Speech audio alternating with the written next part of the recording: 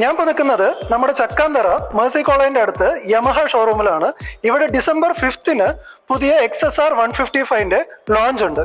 Liquid cool എഞ്ചിനാണ് ഈ ഒരു മോഡൽ വരുന്നത്. അതുപോലെ തന്നെ dual channel ABS, traction control, നല്ല CC കൂടിയ വണ്ടി എടുക്കുമ്പോൾ ഉള്ള പ്രശ്നം എന്താ പറഞ്ഞാൽ മൈലേജ് ഡ്രോപ്പ് ആവുന്ന പ്രശ്നം നമുക്ക് കാണുന്നുണ്ട്.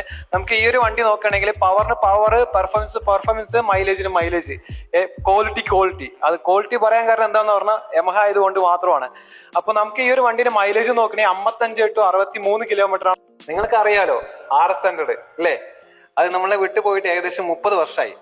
അപ്പൊ അതിന്റെ തന്നെ പുതിയതായിട്ടൊരു മോഡലാണ് യമഹ XSR 155.